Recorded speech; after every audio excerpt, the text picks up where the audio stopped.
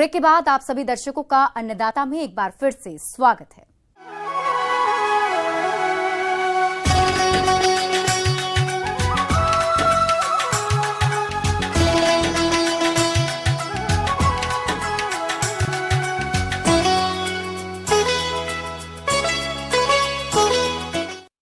किसान भाइयों, प्याज एक महत्वपूर्ण मसाला फसल है। इसमें प्रोटीन और विटामिन अल्प मात्रा में रहते हैं।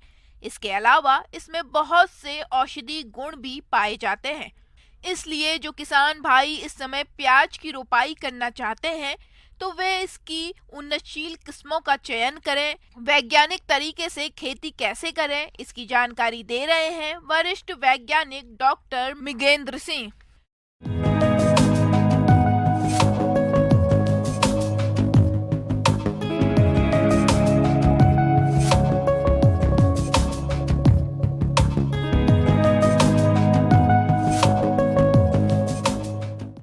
किसान भाई राम राम। आज हम बात करेंगे प्याज की रुपाई की। किसान भाई, आपके प्याज की नर्सरी तैयार हो गई होगी। अब आइए बात करते हैं भूमि के चयन और तैयारी की। तो प्याज की खेती विभिन्न प्रकार की मृदा में की जा सकती है। प्याज की खेती के लिए उचित जल निकास और जीवांश युक्त उपजाऊ वलुई दोमट भूमि जिसका पीएच मान 6.5 से 7.5 के मध्य हो सर्वोत्तम होती है। प्याज को अधिक क्षारीय या दलदली मृदा में नहीं उगाना चाहिए। प्याज के सफल उत्पादन में भूमि की तैयारी का विशेष महत्व है। इसीलिए खेत की पहली जुताई मिट्टी पलटने वाले हल से करना चाहिए। उसके बाद 2 से 3 जुताई कल्टीवेटर या हैरो से करें। प्रत्येक जुताई के बाद पाटा जरूर लगाएं जिससे खेत में नमी सुरक्षित रहे। जहां हम खेत में इसकी नर्सरी की रुपाई करनी है वहां हमें उर्वरक प्रबंधन में विशेष ध्यान देना है। किसान भाई जानते हैं कि इसकी जड़ें ज़्यादा गहराई तक नहीं जाती हैं, इसलिए खेत अच्छी प्रकार से फुरफुरा होना चाहिए। और सबसे बड़ी बात कि इसमें ऑर्गेनिक कंपोस्ट का ज़रूर उपयोग करना चाहिए।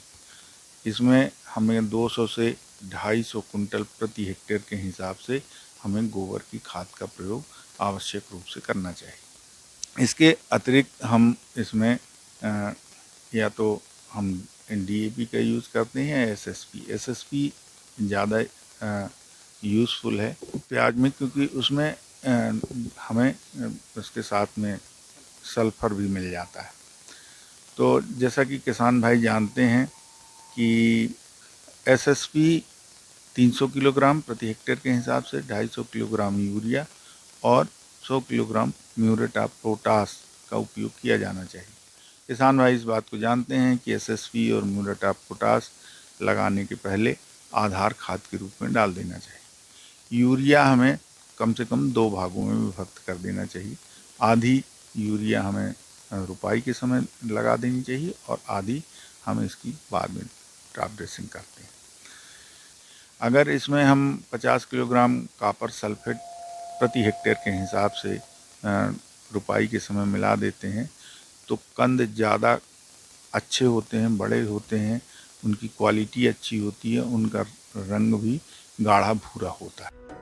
किसान भाइयों, आप प्याज की उन्नत प्रजाति का उपयोग करके अधिक उत्पादन कर सकते हैं। तो रबी मौसम में लगाई जाने वाली प्रमुख प्रजातियां हैं Bhima Shweta, Bhima red, Bhima Kiran, Bhima Shakti, N53, Pusa Ratnar, Pusa Madhavi, Agrifound dark red, line 883, Arka Kalyan इत्यादि। तो आप इनमें से किसी भी किस्म का चयन करके रबी प्याज की खेती कर सकते हैं। सबसे पहले तो अब हम अगर रुपाई कर रहे हैं तो जैसे हमें कल करनी है रुपाई, तो आज शाम को हम उसकी सिंचाई कर दें जिससे नर्सरी की, जिससे उखाड़ने में उसमें ज़्यादा नुकसान ना हो और जो नर्सरी है, जो पौध है, वो आसानी से बाहर निकल आए। जब आप नर्सरी या पौध को आप उखाड़ें तो आप देख लें कि उनमें बहुत गांठें नहीं बनी होनी चाहिए। साथ में अगर बड़ी हो गई हैं तो ऊपर से उनको काट देना चाहिए। ऊपर से काट देने पर उसके जो बल्ब हैं वो अच्छे बनते हैं। किसान भाइयों, प्याज का अधिक उत्पादन लेने के लिए फसल को रोगों के प्रकोप से बचाने की जरूरत होती है। इसी बात को ध्यान में रखते हुए रोपाई से पहले प्याज की पौध को उपचारित करने के लिए कार्बेंडाजिम दवा 2 ग्राम प्रति लीटर पानी के हिसाब से घोल बनाएं। उसमें प्याज की पौध को उपचारित कर लेना चाहिए, जिससे प्याज की फसल को रोगों के प्रकोप से बचाया जा सके।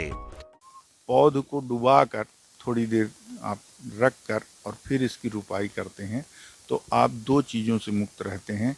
आपको कम से कम 15 से 20 दिन तक आप फफूंद से होने वाली बीमारियों से राहत रहती है। क्यारियाँ बनाकर और फिर हमें इसको अगर संभव हो सके तो इसकी लाइन बार रुपाई की जानी चाहिए। इसमें पौध रो टू रो जो डिस्टेंस होता है वो 15 सेंटीमीटर का होता है और पौधे से पौधे की दूरी 8 से 10 सेंटीमीटर की रखी जाती है। किसान भाई, सूखे खेत में अगर खेत आपका अच्छा बना है तो सूखे खेत में भी रुपाई कर सकते हैं, और लेकिन उसमें उसके तुरंत बाद एक हल्की सिंचाई की आवश्यकता होती है। लेकिन अधिकतर किसान सिंचाई करने के बाद ही रुपाई का काम करते हैं।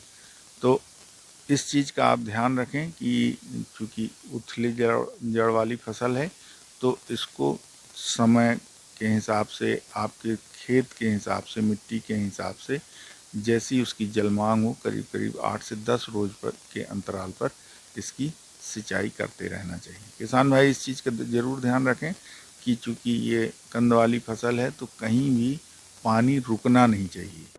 प्याज की फसल को खरपतवारों से मुक्त रखने के लिए कुल 3 से 4 निराई गुड़ाई की आवश्यकता होती है।